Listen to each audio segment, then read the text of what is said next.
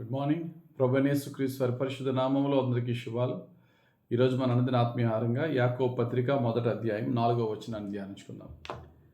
మీరు సంపూర్ణులను అనునాంగులను ఏ విషయంలోనైనను కొదవలేని వారునై ఉండునట్లు ఓర్పు తన క్రియను కొనసాగింపనీయుడి.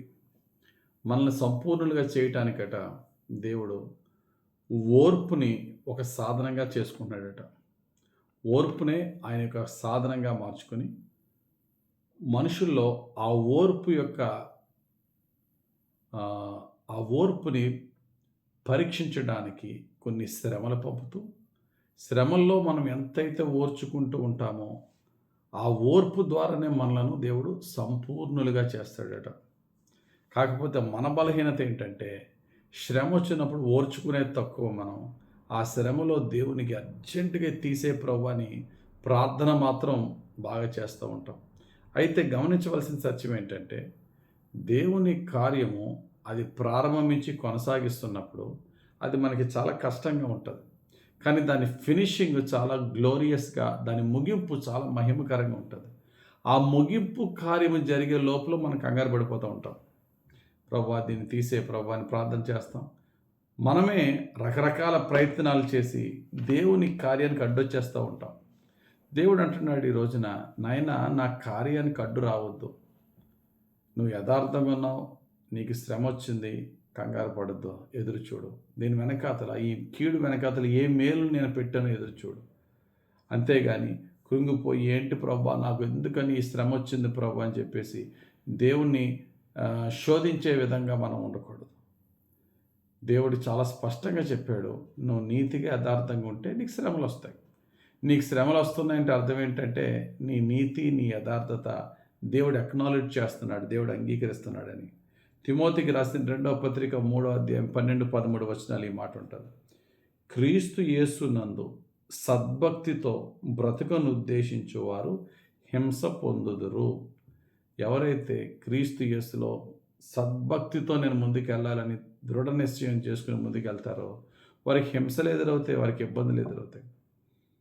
వారిని మోసం చేయడానికి, వారిని వంచడానికి, వారిని ఇబ్బంది పెట్టడానికి చాలామంది ఉంటారు. అందుకే నెక్స్ట్ వచ్చిన ఏముందంటే, అయితే దుర్జనులను, వంచకులను, ఇతరులను మోసపరచుచు తామును మోసపోవచ్చు అంతకంతకు చెడిపోదు. కొంతమంది ఉంటారు ఇతరులు మోసం చేసి చాలా గొప్పలు అయిపోతామని అనుకుంటారు, కానీ ఇతరులు మోసము చేయించు వారు కూడా మోసపోయే పరిస్థితి వారికి వస్తుంది. అలాగే చెడిపోతారు వారు అని వాక్యంలో రాయబడింది. పై వచ్చిన ఏముంది, నువ్వు యథార్థంగా నువ్వు జీవిస్తే ఖచ్చితంగా నీ జీవితంలో కొన్ని హింస పొందుకుంటావు. కాకపోతే దేవుడిచ్చే నిరీక్షణ ఏంటంటే నీ బాధలో నుండి, సామెతల గ్రంథం 11వ అధ్యాయం 8వ వచనం, నీతిమంతుడు బాధ నుండి తప్పింపబడును, భక్తిహీనుడు బాధ పాలగును. నీతిమంతుడు బాధ నుండి తప్పింపబడునంటే అర్థం ఏంటి? బాధ వస్తుందనే కదా. మనం నీతిగా యథార్థంగా ఉంటే బాధలు వస్తాయి. ఆ బాధలు ఎందుకు వస్తాయంటే మనల్ని సంపూర్ణులుగా చేయడానికి.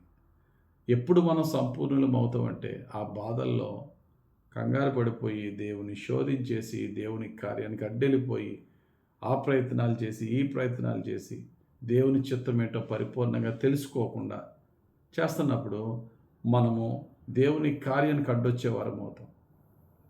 కాబట్టి ఈ వాక్యం ద్వారా మనం తెలుసుకోవాల్సిన సత్యం ఏంటంటే, ప్రభువా నీ కార్యాన్ని నువ్వు జరిపించు, నేను యథార్థంగా ఉంటాను, అయినా శ్రమలు వస్తాయి, ఓర్చుకుంటాను, నీ వైపు చూస్తాను. నేను ఏమాత్రం కూడా కంగారు పడిపోయి కృంగిపోకుండా, ఏమాత్రము నీరసించిపోకుండా, ప్రార్థనతో నిరీక్షణతో శ్రమను ఓర్చుకుంటూ నీ కార్యము సంపూర్తిగా జరిగేలాగా నాకు ఓర్పు సహనం ఇవి ప్రభు దేవుని అడుగుదాం. ఎంత ఓర్చుకుంటామో ఆ శ్రమ యొక్క ముగింపు మనకి అంత మహిమను తీసుకొస్తుంది. ఆ విధంగా జీవించటానికి యేసయ్య కృప మనకు అనుగ్రహించును గాక. ఆమేన్. పరిశుద్ధుడా, ప్రేమ కలిగిన తండ్రి, అనేక కుటుంబాల్లో శ్రమలు, బాధలు, కష్టాలు, నష్టాలు, అనేకమైనటువంటి మోసాలు, ఇబ్బందులు జరుగుతూ ఉన్నాయి నాయన. భర్త విషయంలో భార్య, భార్య విషయంలో భర్త, తల్లిదండ్రుల విషయంలో పిల్లలు, పిల్లల విషయంలో తల్లిదండ్రులు, తోబుట్టుల విషయంలో ఒకరికొకరు, స్నేహితుల మధ్య మోసాలు, అయా భయంకరమైనటువంటి అయా ఆ, శ్రమల పాలు చేయడం, ఇవన్నీ కూడా జరుగుతుంటుండగా ఈరోజు నీవు మాతో మాట్లాడుతున్న మాట, ఓర్చుకో. నువ్వు నీ నీతిని, నీ యథార్థతను కాపాడుకో. ఆ నీతి యథార్థతతో నీవు కొనసాగుతూ ఓర్చుకుంటూ నా కార్యాన్ని ఎదురు చూడు అని, నా కార్యము నిన్ను సంపూర్ణునిగా చేసి మహిమకరమైనటువంటి జీవితముతో నీ జీవితాన్ని నేను హెచ్చించబోతున్నాను, ఆశీర్వదించబోతున్నాను.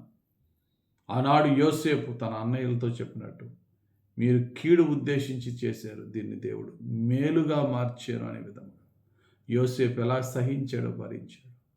అయ్యా, మా జీవితంలో కూడా కీడును, శోధనను ఓర్చుకొనుటకును, సహించుటకు, భరించుటకు శక్తిని దయచేసి ఆ యొక్క శ్రమకాలం పూర్తయిన తర్వాత నీవిచ్చే మహిమను పొందుకునే విశ్వాస, నిరీక్షణ, పరిశుద్ధ జీవితం మాకు దయచేయమని ధ్యానించిన వాక్యం మా జీవితంలో నీ మహిమైశ్వర్యములో ఫలింపజేయమని యేసుక్రీస్తు వారి పరిశుద్ధ నామములో ప్రార్థించి వేడుకొనుచున్నాము తండ్రి. ఆమె తండ్రి యొక్కయు, కుమారుని యొక్కయు, పరిశుద్ధాత్మ దేవుని అభిషేకం హెచ్చుగా మనపై దిగివచ్చి ఓర్చుకుంటూ క్రీస్తులో సంపూర్ణమయ్యే భాగ్యము పరిశుద్ధాత్ముడు మనకు అనుగ్రహించునుగాక. ఆమె. God bless you. Have a very blessed day.